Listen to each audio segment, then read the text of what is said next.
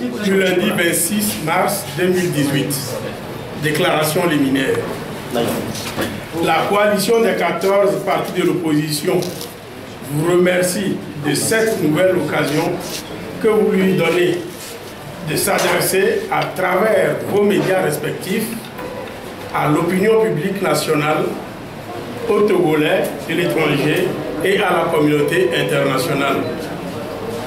Après un mois de suspension, le dialogue s'est réuni à nouveau le vendredi 23 mars 2018 à Lomé sur invitation du facilitateur qui en a présidé les travaux.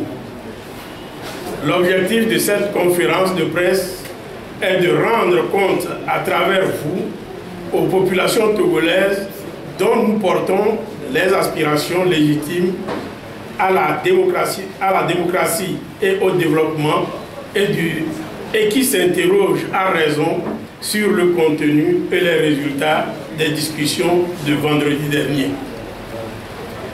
Les travaux de ce troisième round de discussions se sont déroulés en une série de plénières et de consultations au cours desquelles le facilitateur a souhaité connaître la limite que chacune des parties s'impose.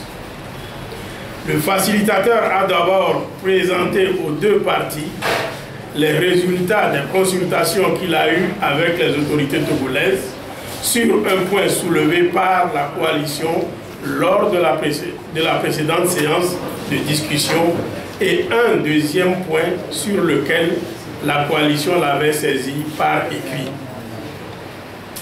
S'agissant de la demande de cessation du processus électoral unilatéralement conduit par le gouvernement, le facilitateur a informé la coalition de la décision des autorités togolaises d'y accéder.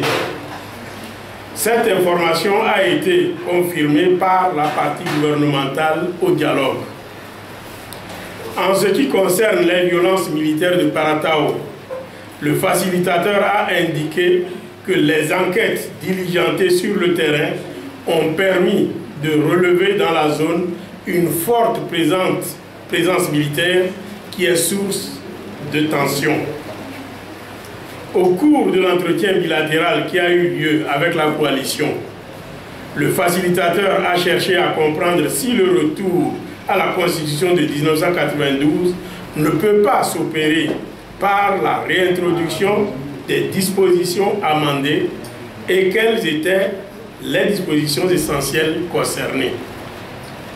Au terme d'un long débat, la coalition a indiqué que les modifications unilatérales perpétrées par le régime RPT sur la Constitution adoptée à plus de 98% par les Togolais en 1992 est une remise en cause grave de la volonté populaire.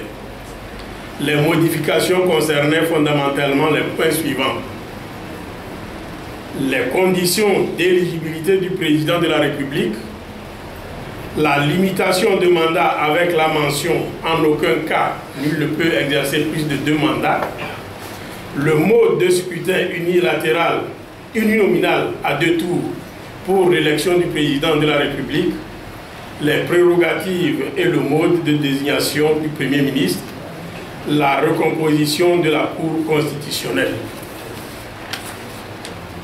Le facilitateur ayant fait observer que la délégation conduite par le gouvernement n'acceptait pas la formule « en aucun cas, nul ne peut exercer plus de 2 mandats » parce que visant à exclure la candidature de M. Faure Gnassingbé, la coalition a répondu que la participation de l'actuel chef d'État à l'élection présidentielle de 2020 est inacceptable pour le peuple togolais.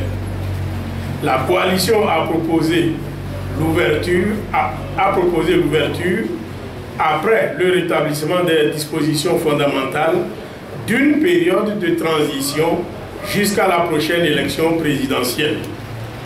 Au cours de cette période, les autorités de transition auront en charge l'administration du pays, la mise en œuvre des réformes électorales et l'organisation consensuelle des prochaines élections locales, législatives et présidentielles. le facilitateur a fait en plénière la synthèse des nouvelles positions exprimées par la coalition et la réponse du régime RPT-UNIR. Le pouvoir RPT-UNIR a considéré que la Constitution de 1992 avait été conçue dans des conditions contentieuses et que l'idée même qu'une modification puisse interdire à un individu d'être candidat est inacceptable. Selon le pouvoir RPT-UNIR, les manifestations organisées par l'opposition depuis le 19 août 2017 sont une tentative de renversement du régime par la rue et que la coalition cherche à devenir par le dialogue ce qu'elle n'a pas pu obtenir par la rue. Le facilitateur a fait le constat du gouffre qui sépare les deux positions apparemment inconciliables, tout en indiquant que ce gouffre peut être comblé.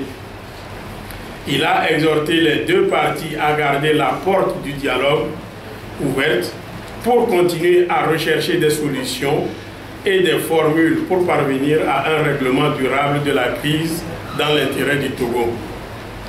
La coalition a, au cours de cette plénière, posé avec insistance le problème des mesures d'apaisement, en attirant l'attention du facilitateur sur l'absolue nécessité de l'achèvement de la mise en œuvre de ces mesures conformément à l'approche politique que lui-même avait déjà recommandée au gouvernement. Elle a également souligné le fait que certains détenus couraient le risque de perdre leur emploi si leur détention allait au-delà de 6 mois. Suite aux échanges qu'il y a eu sur le sujet, le facilitateur a demandé à la coalition de lui fournir une liste nominative des personnes encore détenues à ce jour afin de lui permettre de traiter de cette question avec le chef de l'État togolais. Face au constat d'impasse, la coalition a fait part au facilitateur de sa décision de reprendre les manifestations de rue. Le facilitateur a précisé que nul ne peut interdire à la coalition le droit de manifester. Il a néanmoins suggéré de ne pas poser d'actes susceptibles de compliquer sa mission.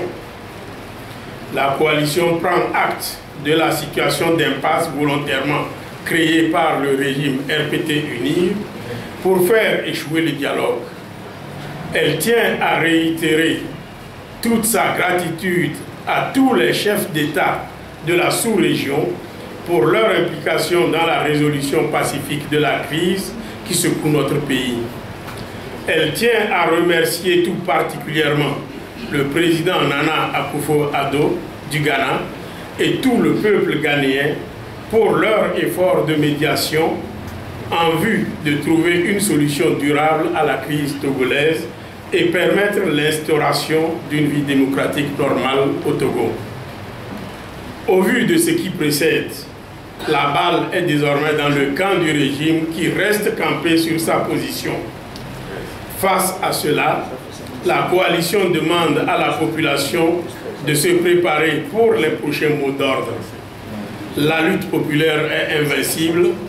Fait à Lomé, le 26 mars 2018, la coalition.